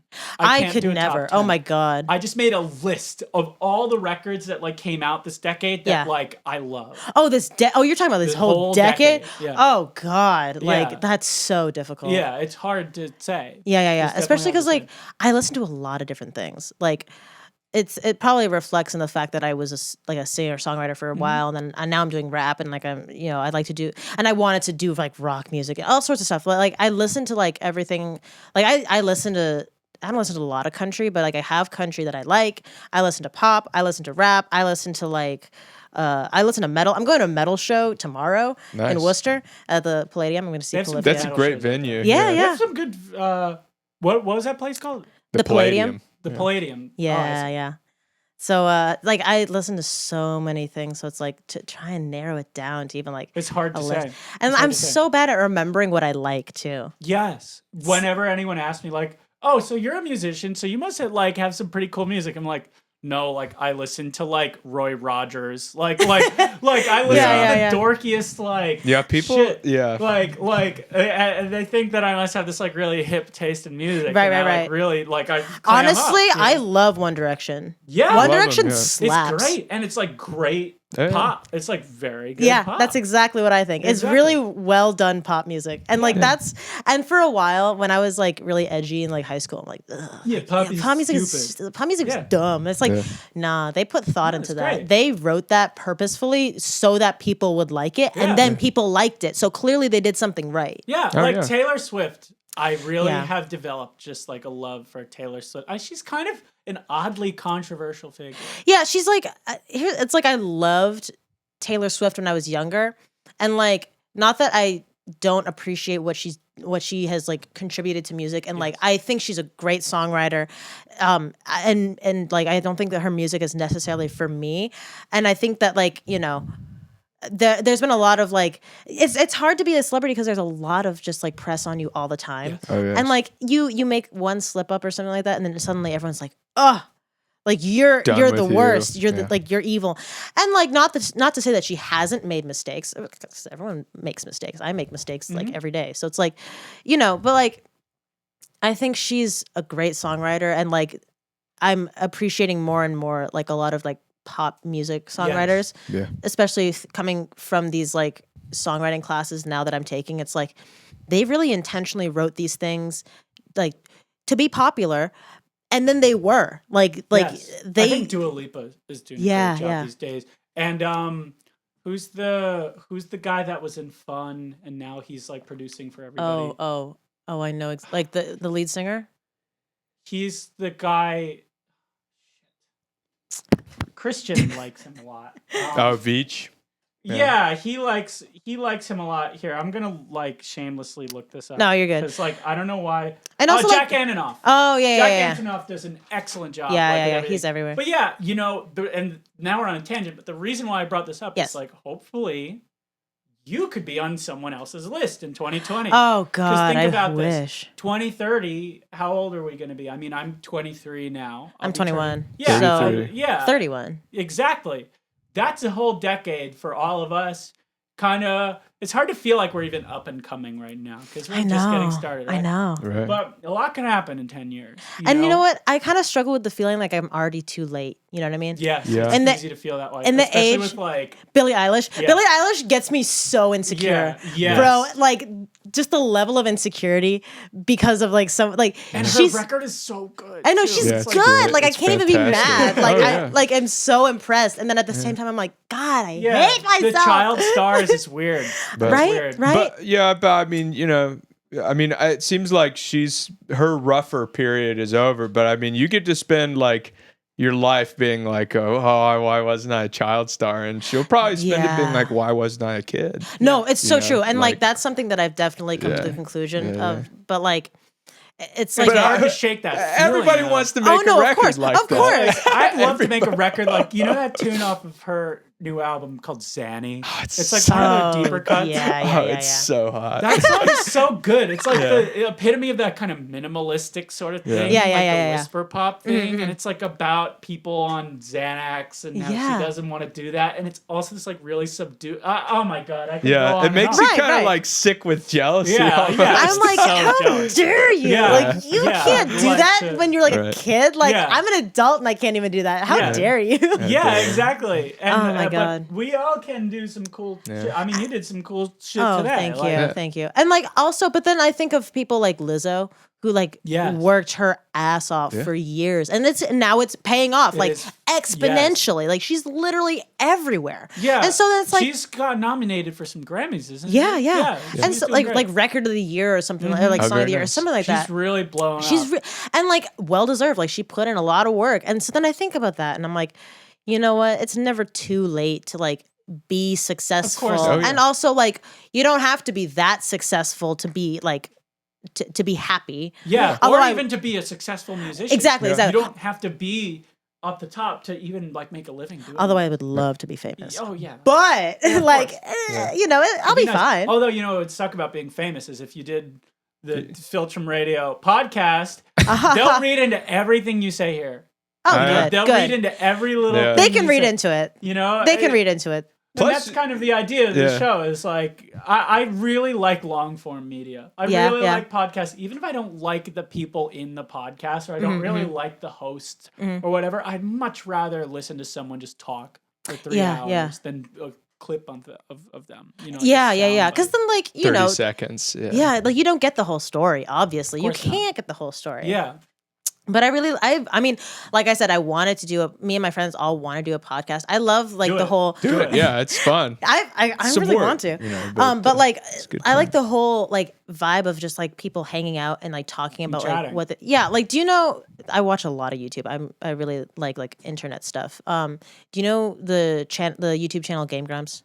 Yes. Yes. Oh, I am Like- I've put in my time. I am Yeah. lovely as well. I love them so much. Like I just want to be their friend, and it's because they have that like Yeah. attitude of just like Right. they're just two friends, just like chilling and like doing stuff that they have fun with. They've got me through some depression Yes, episodes, yeah, man. Like, and seriously. like Danny's music too, like He's Ninja Sex another Party. example. I was Exactly. going to bring him up Of like someone actually. that's really like hit their stride like later, Late but in like their life. Oh, yes. but like who cares? Like he's having so much fun and he's achieving things that he's wanted to achieve. Like it doesn't matter what time, like what age you are. Yes. If you're achieving the things that you've set out to achieve, there you go. Like you did it. Well, they did that one-off podcast thing where they each interviewed each other about their lives. Yeah. And yeah. I listened to the one with Danny on it, and it was so inspiring because he kind of talked about how he went to Boston College, which is Yeah, like right yeah, on yeah, here, yeah. and he hated it, and he hated Boston, Yeah, and yeah. like Boston can be shit. Like It could be I pretty No, I can shitty, understand yeah. that. It's not like it's like it's kind of an interesting kind of city because it's a Yes. lot of education. It's not a lot of schools and the not a lot of infrastructure's awful. yeah, Everyone's not a lot at of each other's nightlife. throats. And then you've got like everyone thinks like Boston's super liberal, Massachusetts super liberal. No, honestly, not really at all. Yeah. Like there's a Massachusetts liberal. You know what I mean? Yes. Like that's a very specific kind, and like Yes. it can be very like It's- not yeah. not the environment you're expecting. Exactly. And he kind of talks about that, and he talks about he tried to be in a bunch of bands. He like moved to Philly. He he talked about all this stuff, and he didn't really, he said about how he turned 30 and he felt like he hadn't really done what he wanted to do yet. Yeah. And at the time I was so scared, like that I was going to turn 30 and never really do something. And then he said, and then Ninja Sex Party blew up, and now he's in Game Grumps. And Yeah, like, now he's doing everything that he's ever wanted to do. Yeah. And like achieving all this. It's like, oh, it's so great. it's super inspiring. That you is know, pretty and inspiring. that's kind of the thing is it's not too late. It's certainly not too late. We're like just getting I know, like people started, like people that are older than us are gonna listen to be like, these kids are acting like it's Yeah. too late for them already. Yeah. Like, who are they? Like yeah, no, we're just getting started. Yeah, you yeah. know, and we're just getting started with this podcast. And I'd love for you to come back. Oh, you could yeah. play some of your singer-songwriter stuff. You've been a Totally. great guest. Oh, Been a I gotta say, fantastic you've been an guest, excellent guest. You know, everyone is different. You've been super talkative. You made our jobs very easy. Oh yes. I like to, just keep talking and spewing nonsense from my mouth. It's fun, isn't it? It's good, It's yeah. fun to like. It's a just listen to condition. yourself. I'm trying to get treatment for it. I talk too much. Well, we all like listening to ourselves talk. A little bit, you know? yeah. But yeah, so Simone, so your record's probably going to come out in 2020. your Yeah, rap 2020, record. yeah. You're already on Spotify as Yes. Simone Brown, and you will be on Spotify as Simon Ramsey. Ramsey, that's Well, right. Gordon Ramsay. so Game Boy is out as Simon Ramsey. As So if Simon people want to Ramsey. look that up, That's right. Yeah, Game yeah. Boy, and you performed that one on the show, right? Yes, and I that did. was very good. Oh, That was thank very you, good. thank you. And that'll be out too, and we'll give you all this footage too. Oh, so thank if you you. want to like use that to kind of get yourself some gigs or promote, Yeah, like, yeah. you could like one thing that we're into doing. We've been helping a friend of ours. This is like I'll give you the abridged version. Yeah, of the story, yeah, 'cause A friend of ours who went to the Berkeley in the 80s. Okay, yeah. She kind of got distribution the old way before like Oh, DistroKid yeah. and stuff. And she has like to do that. She basically started her own label, And yeah. and I've been helping her cut some tracks, and so now she wants to expand the label a little bit. Yeah. And in order to do that, we have to do promotion. And so one of the things we've been doing is like kind of a more raw performance of our track before you drop the actual track. Yeah. And if you want to do that, you can do that with the footage too. Oh, yeah. That's some good stuff. So, it's always fun to see when people do like stripped down version or like live versions, stripped down versions of like their stuff. I like watching like YouTube videos of like, you know, celebrities doing that because they're like, oh, like this is kind of helps you get into them more. Yeah, a little more human than hearing something, you know, totally produced, especially if it's like a pop song and everything's like, you know, digital and synthesizers these days, but like, you know, which is great. Oh yeah. I'm not going to be the one to say like, oh my God, like synthesizers and like all this like music coming from like computers is like, it's all bad. Like that's amazing. That's like what my mom would say. And like, I love her, but like, I do not agree. No Luddites. No Luddites allowed. Like, you know, all this, the computer is making music so much easier for everyone to do. And, it's making playing, it's making performing better. Yeah. People are better musicians all around because of computers. Yeah, I think so. But yeah, you know, I'm glad you came on the show. Please come back. Please do come back. I would love to. This has been so much fun. We've got some people lined up, but yeah, please, we want recurring guests because it's nice to kind of build that rapport with revisit people and people. I think hopefully people will watch. I'm sure they'll like this episode if they Oh yeah, totally. So yeah, so Simone, thank you so much for coming. Thanks so I think much. we should wrap up now because Yeah, I totally. really have to pee. And we've been doing this for an I'm hour almost out of water. and If I don't have 36 water.